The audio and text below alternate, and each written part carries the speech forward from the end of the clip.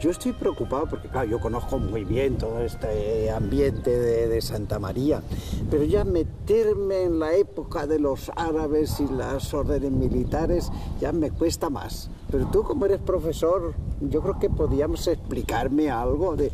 En primer lugar, yo quisiera que me dijeras el Torreón. ¿Ciertamente perteneció a la alcazaba de los árabes? Pues no cabe duda que muy probablemente, teniendo en cuenta que hay una presencia islámica en Alcázar documentada a partir del siglo VIII, lógicamente la posición geográfica, la presencia de recursos hídricos en las inmediaciones a través de algunos arroyos hace que este emplazamiento, donde también en época anterior se había producido una habitación en época romana, pues sea elegido por los musulmanes para la construcción de lo que va a ser su centro neurálgico de poder, y evidentemente instalarán allí algunas viviendas y por supuesto un recinto fortificado, un recinto amurallado, y en ese recinto aparecerá una primitiva torre que lógicamente con el transcurso de los siglos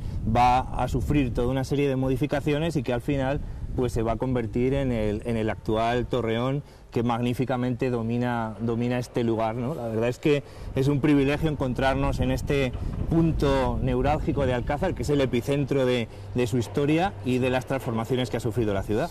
Entonces, yo creo que si todas estas calles que hay aquí en forma de laberinto, esas plazoletas triangulares que tenemos aquí, todo eso era una ciudad fortificada también. Y entonces mi pregunta es, había una zona central que sería la Alcazaba, ¿no? O el Palacio Árabe, el Alcázar, al cual pertenece el Torreón, ¿no es eso? Indudablemente. Eso es lo que me has dicho. Sí, eso está y luego claro. Después como una muralla más grande que encerraba a la población, el pueblo. Justamente esa sería la idea, es decir, lo que es el núcleo básico del recinto administrativo, el recinto de carácter militar, estaría encintado por una muralla más reducida, dominado por el Torreón, y luego posteriormente toda la zona a través de la cual se va a desarrollar la villa en la primera época medieval, con ese urbanismo que, como bien indicaba don Vicente, pues está formado por estructuras acodadas, algunos espacios de callejones sin salida. Obviamente eso nos está transmitiendo la idea de que hay un urbanismo de origen hispano-musulmán que estaría a su vez protegido por otro recinto amurallado que ya constituiría el muro defensivo exterior de la ciudad. La villa en principio tiene un primer amurallamiento que probablemente tuviera también algún otro tipo de elemento defensivo, y luego ya posteriormente el corazón de ese amurallamiento estaría formado por el espacio residencial, palatino y con carácter militar, que sería este donde nos encontramos ahora. Entonces el Torreón, esto digo el cubillo, lo que llamamos el cubillo, que tiene forma así de contrafuerte, de muralla, eso debió pertenecer a la muralla de la ciudad, no, porque la muralla iba más abajo. Exactamente. Debió pertenecer a la muralla del palacio, del palacio de Alcázar. Sí, de la Alcazaba, que da, no olvidemos el nombre árabe de Alcázar, ¿no? Alcázar, pues esa propia Alcazaba, ese propio castillo. Ha habido siempre mucha polémica acerca de esta estructura del cubillo, ¿no? Algunos pensaban que se podía tratar de una parte de la muralla, pero evidentemente, como don Vicente nos acaba de comentar, la orientación que tiene invalida casi completamente esa teoría. Lo más probable, y casi lo podemos afirmar con seguridad, es que esta primitiva alcazaba, ese núcleo originario, estuviera fortificado a su vez, y por lo tanto esto justificaría que ese espacio central tuviera unas murallas de las cuales ha subsistido el cubillo, que indudablemente tendría mucha más altura, porque sabemos que en el siglo XVI es cuando se desmocha la parte superior por un agrietamiento, y que luego estaría efectivamente la muralla. las intervenciones arqueológicas en la calle Gracia, pues indudablemente han sacado a la luz ese resto del amurallamiento, ¿no? Que es un resto que queda de muralla en lo que son hoy las escuelas esas. Efectivamente, sí, las escuelas que estarían justamente a continuación de la capilla de Palacio. El trayecto de la muralla entonces va en esta otra dirección. Totalmente seguro. Perpendicular. Exacto, aquí. esa sería la idea. Sí. ¿Y el edificio ese entonces que vemos ahí? Sí, ahí tendríamos la capilla de Palacio, que junto con ese recinto fortificado y con el torreón constituirían el núcleo central de la Alcazaba. La capilla de Palacio indudablemente está vinculada estrechamente a la Orden de San Juan y es el espacio de prácticas religiosas de los caballeros, puesto que Santa María es una parroquia que está vinculada al origen de la ciudad desde 1226. Y entonces, aunque evidentemente los administradores eclesiásticos de la Orden también la utilizan, sin embargo hay un espacio más reservado, un espacio de oratorio, de capilla palatina, que sería precisamente ese lugar. Volviendo todavía a los árabes. Dado que en la iglesia tenemos un arco mozárabe, ¿no sería eso indicativo de que aquí había una mezquita que pues, serviría para el culto religioso del pueblo que estaba aquí alrededor? Muy probablemente, porque no hay que olvidar que el Islam como religión indudablemente pues tiene una serie de prácticas muy activas que impregnan toda la sociedad, la política, la economía, e indudablemente al lado del núcleo de poder político y administrativo tenía que estar siempre el núcleo del poder religioso, y obviamente lo más seguro, lo mismo que detectaríamos pues una presencia cristiana visigótica, es muy probablemente existiera también una mezquita musulmana. El caso evidente lo tenemos, por ejemplo, en Córdoba, como sobre la iglesia de San Vicente se va a construir después la propia mezquita. Entonces, esa reocupación de los espacios sagrados es algo que se viene produciendo a lo largo de la historia y en muchos otros lugares. ¿Por dónde iría la Alcazaba o dónde estaría situada? Esto sería la torre del homenaje. Efectivamente, que nosotros. Sería de alguna manera esa torre del homenaje. Pero sí. Ya lo que es el Alcázar estaría hacia allá, ¿no? Exacto, de hecho en la propia toponimia de Alcázar de San Juan nos queda esta placeta que tenemos detrás del torreón, que recibe el nombre de Plaza de Palacio, lo cual es bastante significativo, ¿no? Es decir que bueno, el cerramiento vendría más o menos por la zona del Cubillo, englobaría todo el espacio que tenemos detrás nuestro en la propia capilla de Palacio y se prolongaría hacia esa otra zona posterior. Sí. Bueno, vamos, si te parece, pasamos ya a la época de los, muy bien, con mucho gusto, los caballeros de la Orden de San Juan. La Orden de San Juan desde el siglo XII tengo entendido que tenía como centro o capital Consuegra, el Palacio de Consuegra. Eso es. Pero eso ya en el siglo XII. Sí, sí. Hay dos preguntas que quiero hacerte. Primero, ¿por qué Alcázar empieza a ser importante y tiene aquí pues lo que llaman ellos, luego después hacen el Palacio Real? ¿Qué importancia tiene Alcázar con la Orden de San Juan? ¿Relación que tiene? ¿Y por qué Alcázar empieza, digo yo, si en el siglo XII la capital es allí, por qué Alcázar empieza a ser capital también del priorato de la Orden de San Juan? Bien, realmente la pregunta es muy interesante. Efectivamente, Consuegra está muy directamente vinculada a todo el proceso de reconquista y repoblación del espacio de la Mancha. Pero Alcázar, desde fechas también muy tempranas, es un lugar bastante codiciado por los diferentes elementos repobladores que vienen de tierras del norte.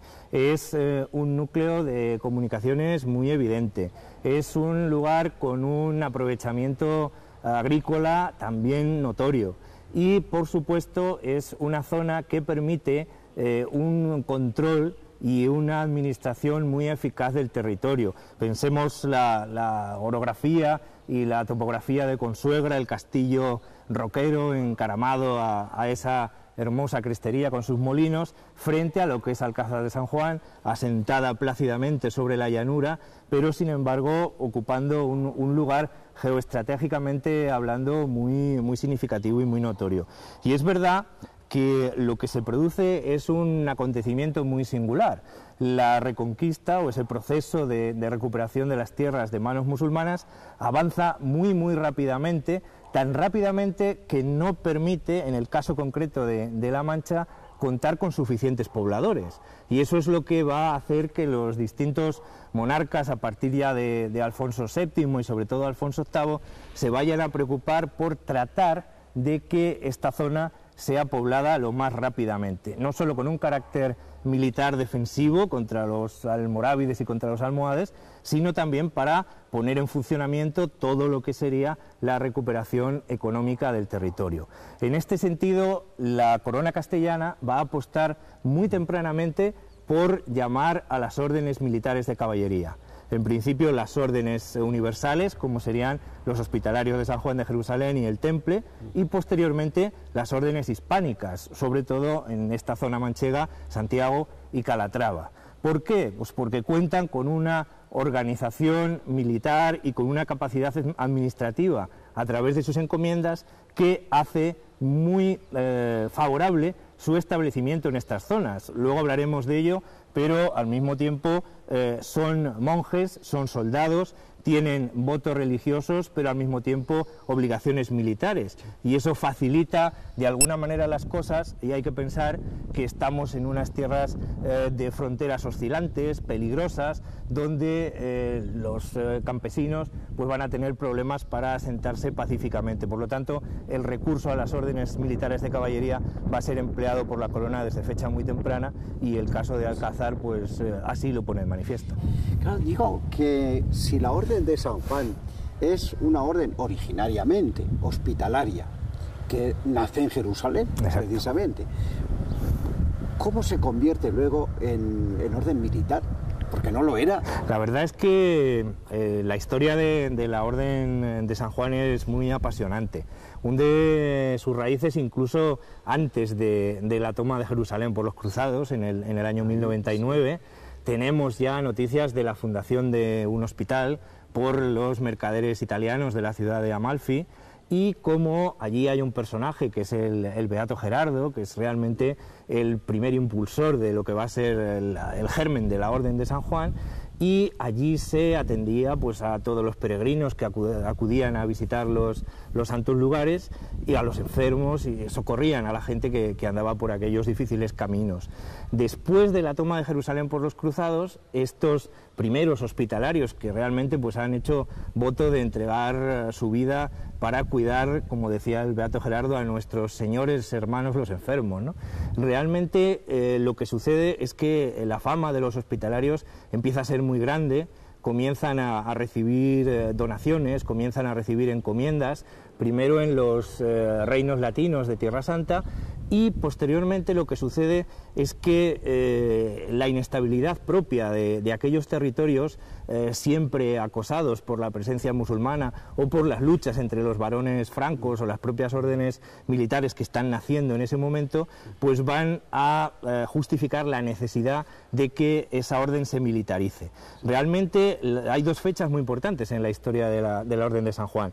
El año 1113, el Papa Pascual II les concede la bula fundacional, la bula Pie Postulatio Voluntatis, y a partir de ahí se les reconoce su formación religiosa, también sus obligaciones, y solamente 7 años más tarde hay otra bula que les convierte ya en orden militar, en 1120, en época de Calixto II. Es decir, que en el transcurso de 7 años han tenido que operar muy rápidamente esa transformación, pero nunca, a diferencia de las otras órdenes, la Orden de San Juan dejará esa vocación asistencial y esa vocación hospitalaria. De hecho, incluso en los reinos hispánicos, Santiago y Calatrava siempre han sido unas órdenes más belicosas, más combativas, y los hospitalarios se han caracterizado más por la función benéfico-asistencial, exactamente, aunque por supuesto han participado en las acciones de guerra, aunque no con tanta intensidad como las otras órdenes hispánicas.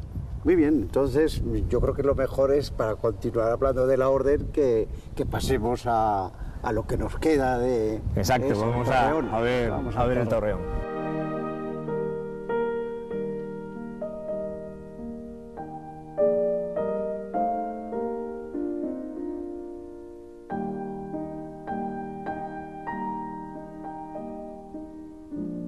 Bueno, ya estamos en el Torreón.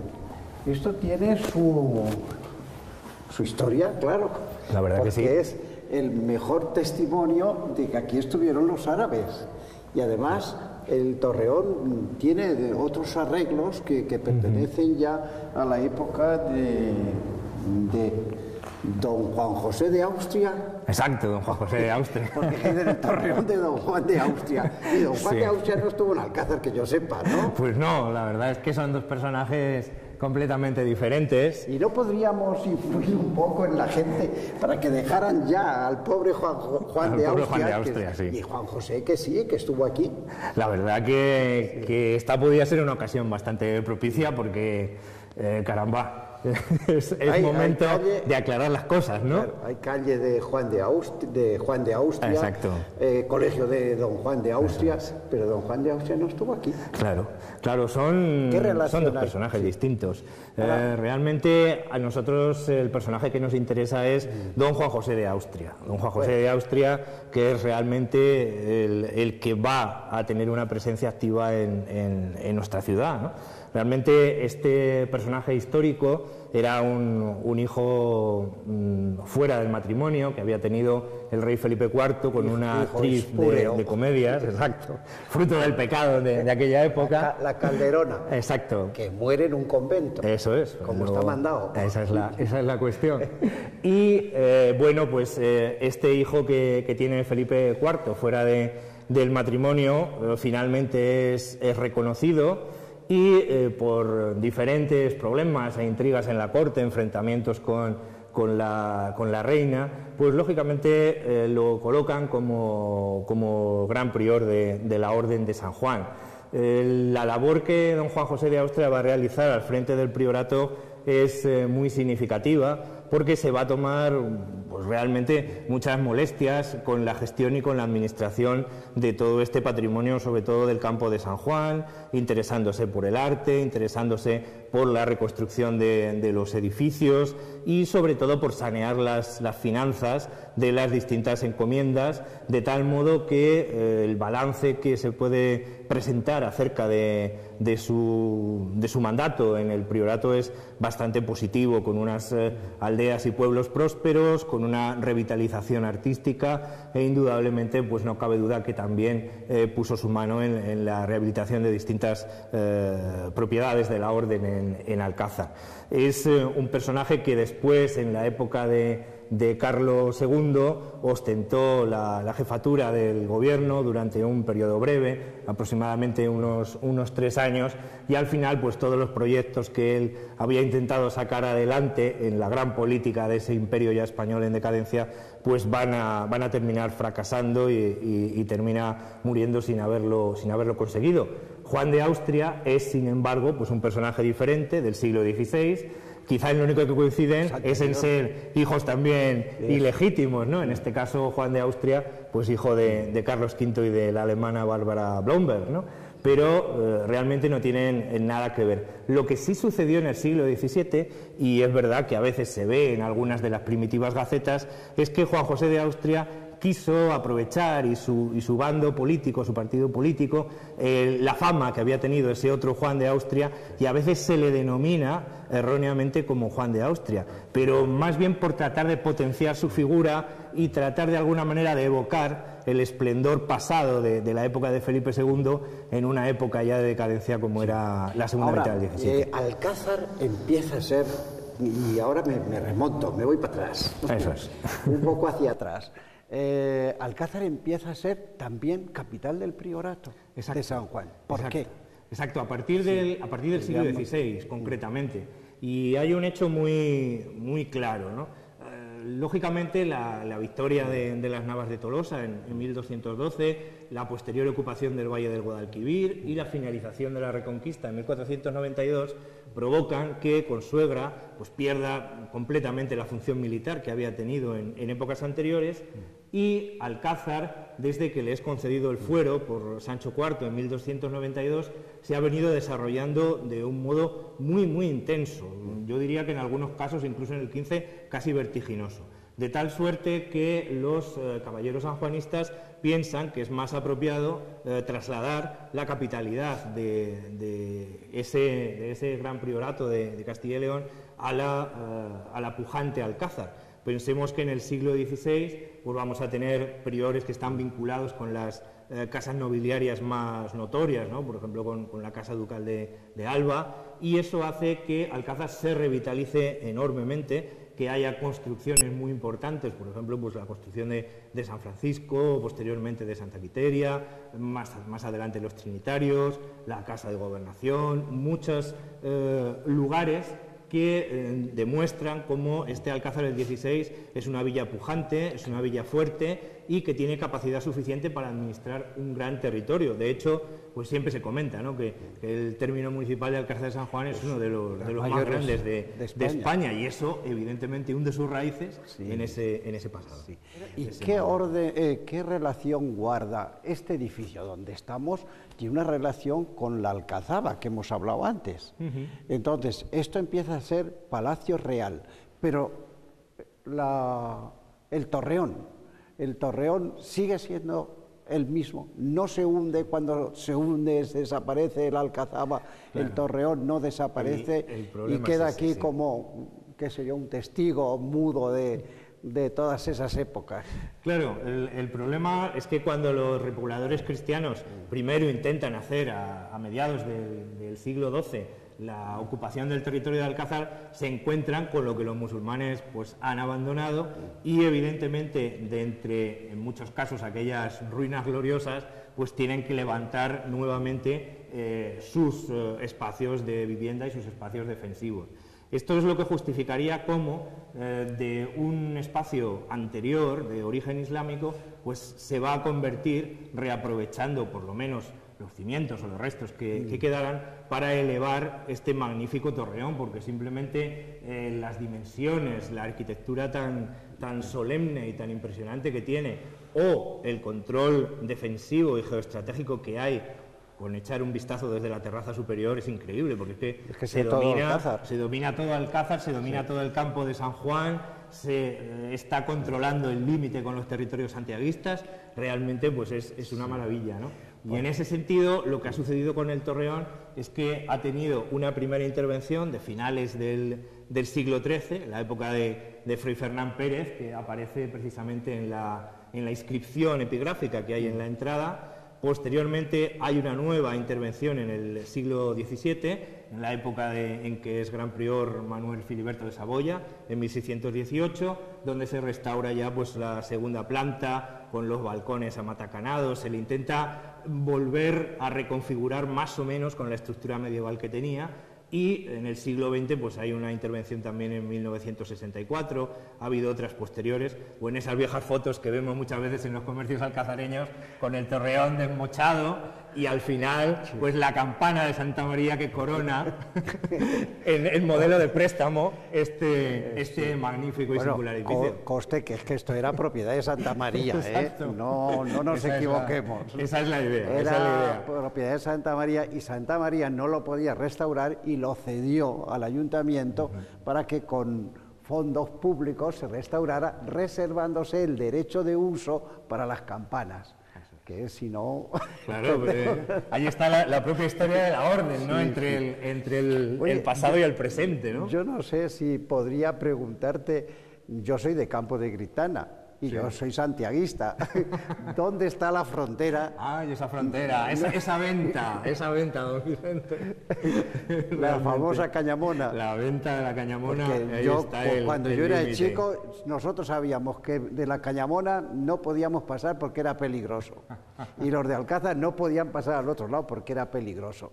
Los fronterizos siempre están un poco enfrentados. Es una cosa muy curiosa, ¿no? Porque el acuerdo de límite se produce pues más o menos en torno al año 1236-37. Hay un acuerdo entre la Orden de San Juan y el maestre de la Orden de Santiago, y se hace ya el intercambio definitivo, porque en principio los sanjuanistas habían ocupado pues lo que es la zona de Villajos, el campo, y al final, lógicamente, para hacer más moldeables y mejor administrados todos los territorios, pues se traza esa línea fronteriza, ¿no? De hecho, pues ahí está esa diferencia entre santiaguistas y hospitalarios. Y ahí ¿no? entra el Cristo de Villajos en juego, Exacto, por una exacto, leyenda. Claro, es una devoción que también existe en Alcázar, pero... Y hay una leyenda que tú sabes también, también está que fueron los de Alcázar por el Cristo para traérselo aquí y le crecieron los brazos y no lo podían no sacar. se podía sacar. No pudieron traérselo. Pues una leyenda. Sí, la villa, Villajos, como pueblo, vivió hasta el siglo XII, fue pueblo, pero en la época de la división sería pieza o... Sí, él sí que era moneda de cambio, indudablemente. Aparece citada en los documentos, ¿no? En latín, como Villa Aliorum, Villajos, y la verdad que es muy curioso. Porque esto es la mazmorra, ¿no? Sí, es un primitivo aljibe que en ocasiones se utilizaba también como mazmorra. Hay casos muy conocidos en muchas fortificaciones, incluso el gran aljibe de Consuegra también se utilizaba cuando estaba seco como lugar de reclusión, ¿no? Y la verdad que es un lugar también los pobres presos que poco derecho tenían. Nada, esto era una cosa completamente triste, ¿no? El romance del prisionero, colocado allí en su soledad. Bueno, y está una escalera muy suavecita para poder experimentar. Porque pues 96 peldaños que tiene aquí, nada más. Como el que no quiere la cosa. Pues hijo. La verdad que es muy curioso. Una escalera de caracol extraordinaria. La subida al monte Sinaí. Sí, prácticamente. Que son...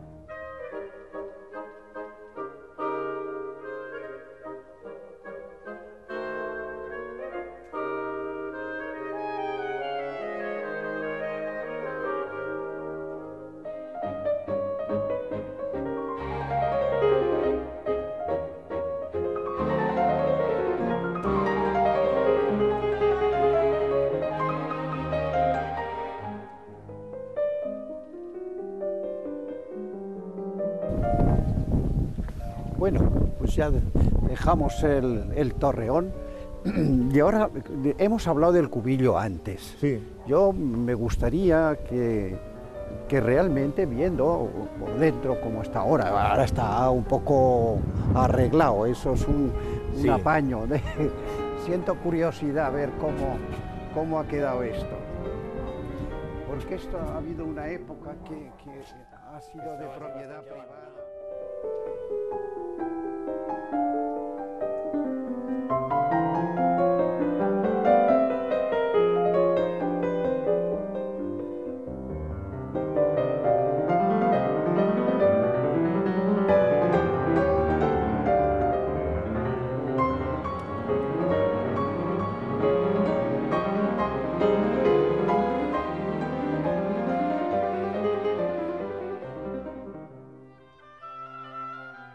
Y luego ya por salvarlo, dedicarlo a algo, me ha parecido muy bien que hayan puesto aquí por la referencia a nuestro Cervantes. Exactamente, que también nuestro es una Cervantes. Importante. Hay que dejarlo no claro. sabemos quién escribió el Quijote.